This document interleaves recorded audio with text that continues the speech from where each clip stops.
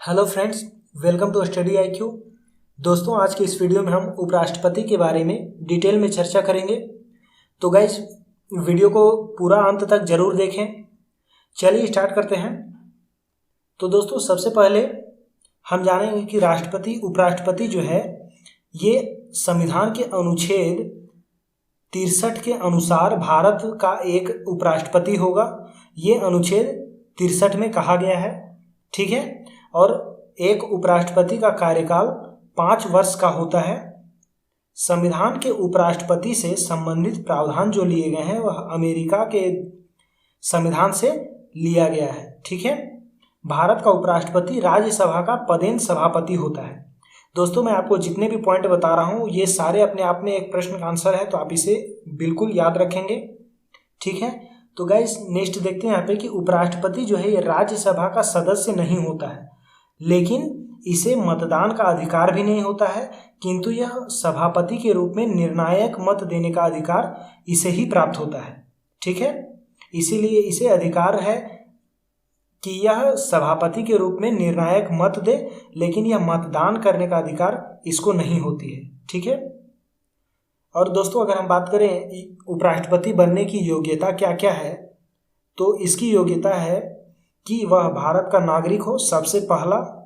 दूसरा है कि उसकी उम्र 35 वर्ष की से प्लस हो या 35 वर्ष की आयु वह पूरा कर चुका हो, तभी वह उपराष्ट्रपति बन सकता है। और तीसरा है कि राज्यपाल का सदस्य निर्वाचित होने योग्य हो, ठीक है। और चौथा पॉइंट है कि निर्वाचन के समय किसी प्रकार के लाभ के पद पर नहीं हो।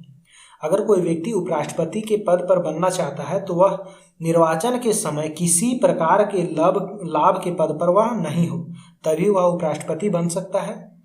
और पांचवा पॉइंट है कि वह संसद के किसी सदन या राज्य के विधानमंडल के किसी सदन का सदस्य नहीं हो सकता है।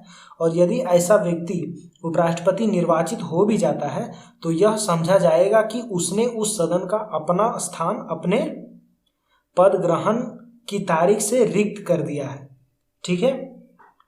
नेक्स्ट पॉइंट देखते हैं कि उपराष्ट्रपति को अपना पद ग्रहण करने से पूर्व राष्ट्रपति अथवा उसके द्वारा नियुक्त किसी व्यक्ति के समक्ष शपथ लेनी पड़ती है। यानी कि उपराष्ट्रपति अगर अपना पद ग्रहण करता है तो वह राष्ट्रपति के समक्ष अपना शपथ ग्रहण करेगा, या फिर राष्ट्रपति के द्वारा नियुक्त किसी व्यक्ति के समक्ष अपना पद ग्रहण करेगा, शपथ लेगा, ठीक है। राष्ट्रपति के पद खाली रहने पर उपराष्ट्रपति राष्ट्रपति की हैसियत से कार्य करता है। यानी कि अगर राष्ट्रपति अगर ना हो तब उपराष्ट्रपति उसकी जगह पे कार्य करता है और राष्ट्रपति की हैसियत से कार्य करता है, ठीक है। उपराष्ट्रपति को राष्ट्रपति के रूप में कार्य करने की अधिकतम अवधि 6 महीने होती है। यानी कि अगर राष्ट्रपति अनुपस्थित हो तो उपराष्ट्रपति उनके जगह पे कार्य करता है, लेकिन अधिकतम 6 महीने तक ही, ठीक है।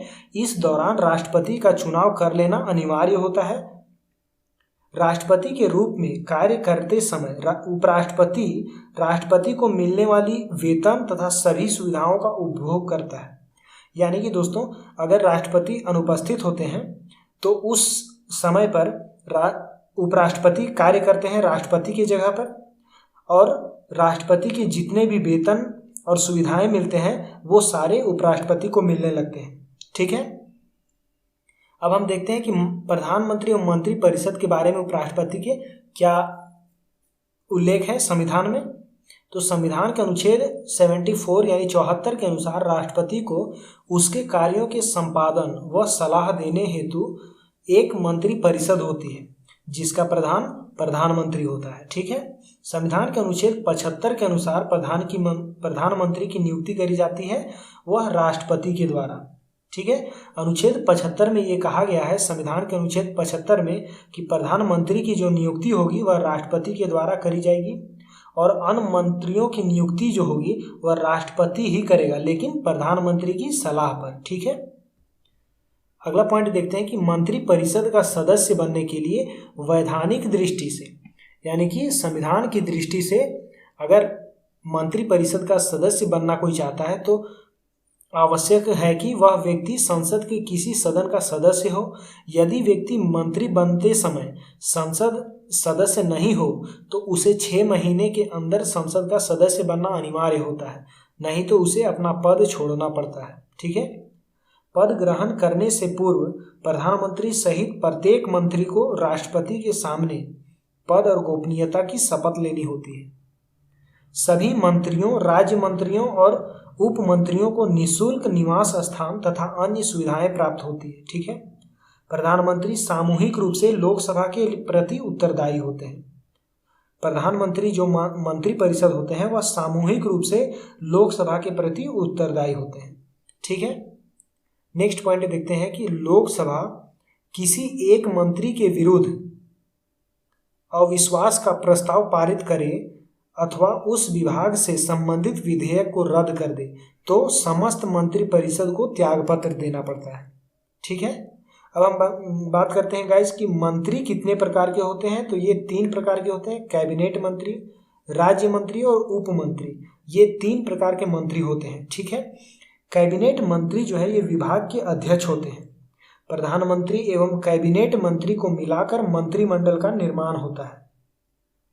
प्रधानमंत्री और कैबिनेट को मिलाकर मंत्रिमंडल का निर्माण होता है। प्रधानमंत्री की सलाह पर ही राष्ट्रपति लोकसभा को भंग कर सकती है। गाइस, जैसा कि मैंने पिछले वीडियो में आपको बताया था लोकसभा और राज्यसभा के वीडियो में कि लोकसभा जो है ये निम्न सदन होती है और ये अस्थायी सदन होती है, इसे कभी भी भंग किया जा सकता है। ठीक है। और गाइस, लोकसभा को अभी तक 8 बार भंग किया जा चुका है, लेकिन राज्यसभा की अगर हम बात करें तो राज्यसभा एक अस्थायी सदन होती है, एक उच्च सदन होती है, इसलिए दोस्तों इसे कभी भंग नहीं किया जा सकता है। ठीक है। तो गाइज, ये तो था हमारा आज का वीडियो। आपको ये वीडियो कैसा लगा कमेंट बॉक्स में मुझे ज़रूर बताएं। अगर आपको ये वीडियो अच्छा लगा तो लाइक करें, शेयर करें और अगर आप चैनल में नए हैं तो चैनल को सब्सक्राइब भी कर लें। दोस्तों, मिलते हैं नेक्स्ट वीडियो में एक इंटरेस्टिंग टॉपिक के साथ। तब तक के लिए जय हिंद।